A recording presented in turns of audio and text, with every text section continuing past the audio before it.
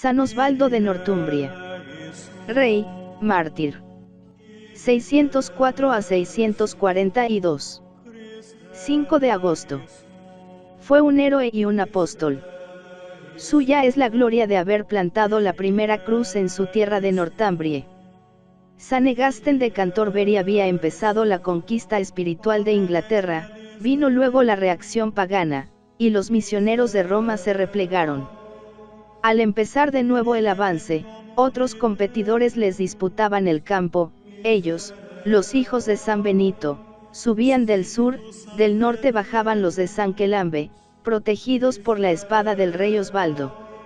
Osvaldo era el noveno descendiente de Odín, padre del Olimpo anglosajón. Hijo de los dioses, pertenecía a la familia real de Northumbria. Su padre, Etelfraido el Devastador, fue un rey incendiario y sanguinario.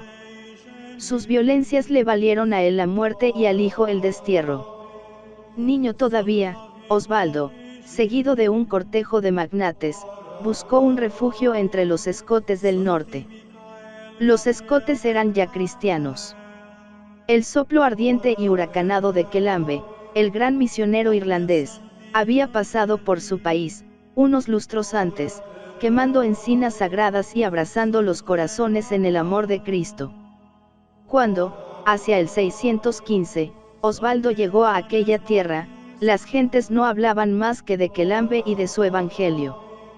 Y a fuerza de oír hablar a los monjes y a los aldeanos, llenóse también el de amor por aquella naturaleza mística y arrebatada como la suya, y empezó a pensar que el heroísmo no estaba reñido con el cristianismo.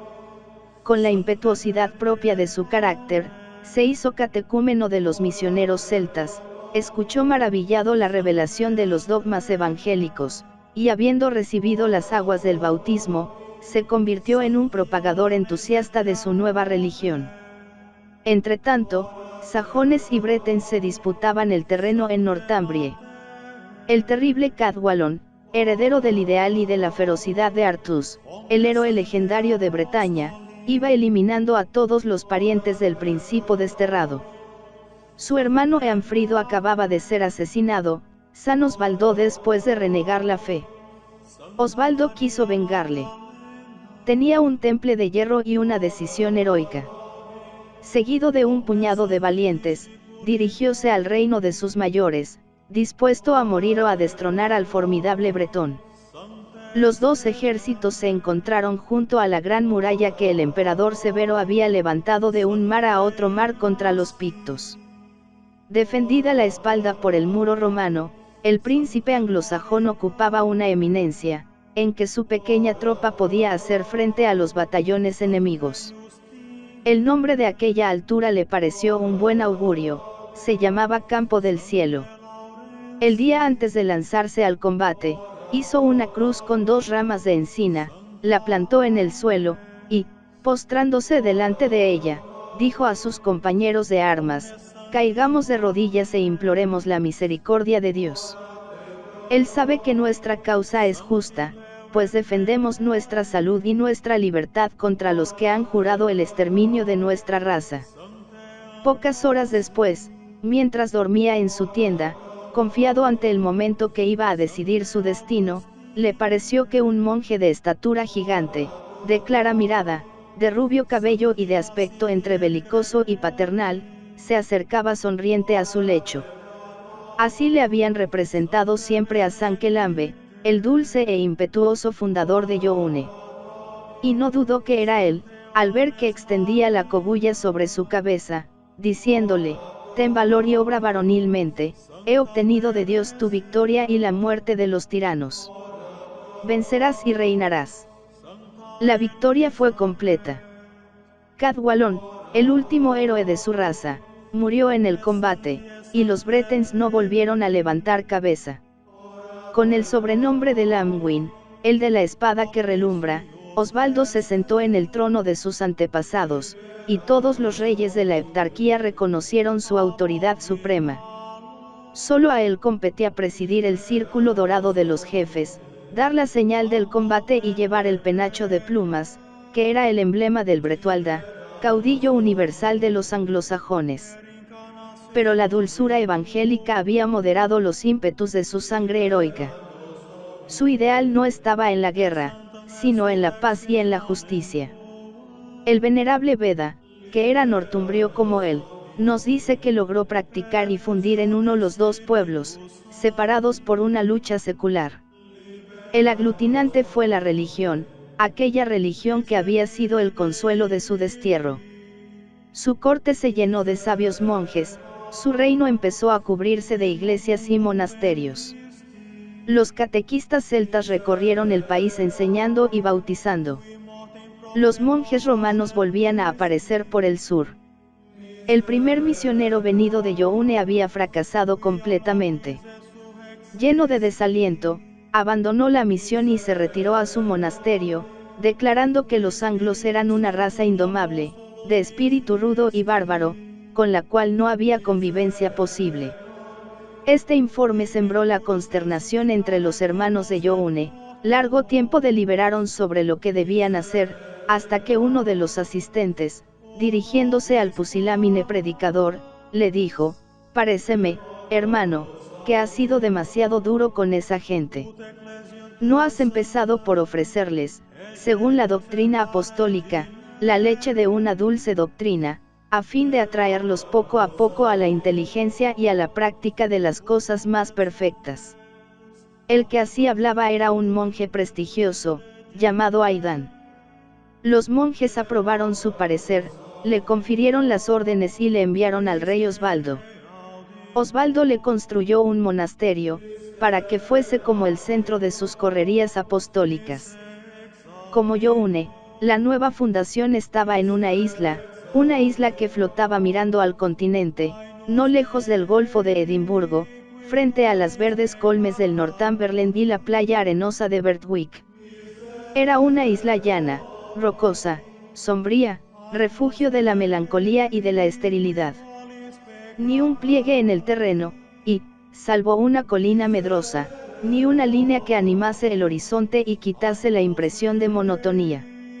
Eso era Lindisfarne, la isla sagrada, el primer santuario que se levantó en aquella región, y el centro de la vida religiosa de aquellos primeros días de la conquista cristiana. Pero Aidan estaba encantado, su isla le parecía el paraíso, porque se parecía a Youne y le recordaba a su padre, el desterrado de Irlanda, y le hacía pensar en el paisaje austero, rudo y salvaje que había fortalecido sus años juveniles.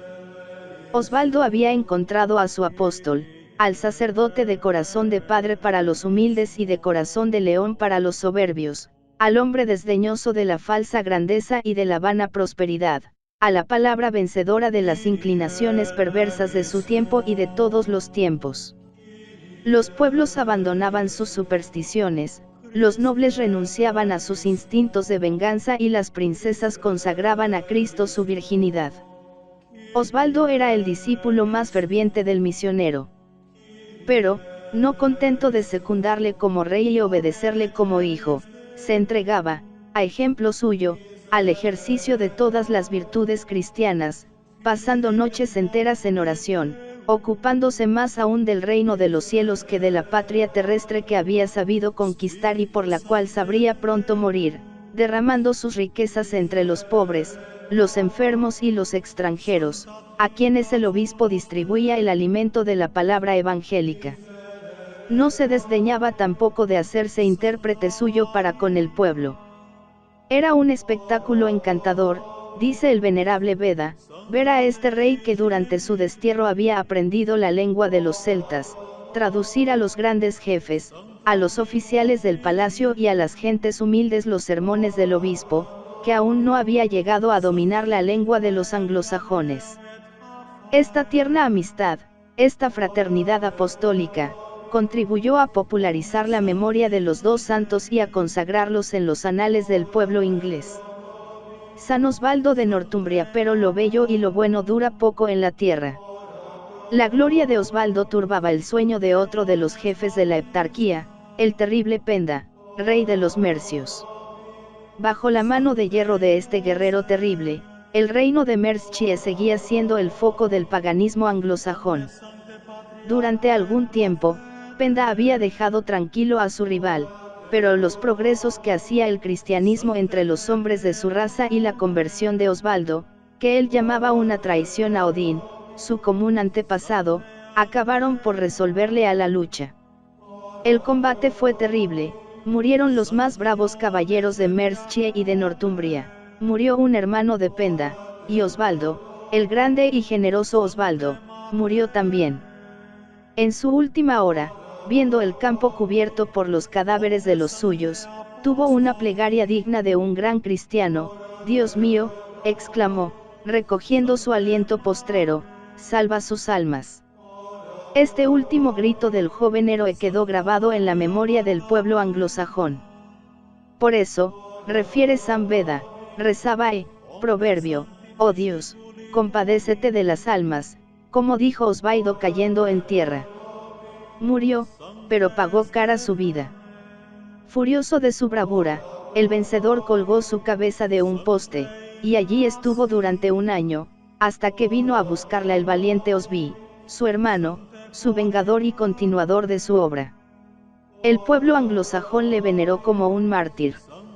Fue un héroe de la fe y de la patria, un héroe tronchado en la flor de la edad, dulce y fuerte, grave y sincero, inteligente y piadoso, gracioso y activo, humilde e intrépido, misionero y soldado. Un monje medieval cantaba, nos dicen que Hércules se venció a sí mismo, que Alejandro Magno venció al mundo, que César venció a sus enemigos, pues bien, Osvaldo venció a la vez a sus enemigos, al mundo y a sí mismo. Todos los recuerdos de aquella noble vida fueron considerados como reliquias sagradas. Las multitudes se congregaban en torno de la cruz erigida la víspera de su primera victoria, recogían la tierra regada con su sangre, y besaban con amor la mano que había empuñado con valor la espada y repartido con largueza la limosna. De aquella mano se contaba un caso profetice. Celebrábase un banquete en el Palacio Real. Junto al rey se sentaba el obispo Aidán, y, ya levantaba la diestra para bendecir los manjares, cuando el servidor encargado de los pobres entró a decir que una turba de mendigos aguardaba a la puerta. Al oír estas palabras, Osvaldo mandó retirar los alimentos, hacer añicos las bandejas de plata y distribuirlo todo a los pobres. Al extender la mano para dar esta orden, el obispo la estrechó, diciendo, que esta mano no perezca jamás. Y he aquí que todo el pueblo de Inglaterra podía admirar, venerar y besar aquella mano, fresca e incorruptible, encerrada en el brillante estuche de rubíes y brillantes.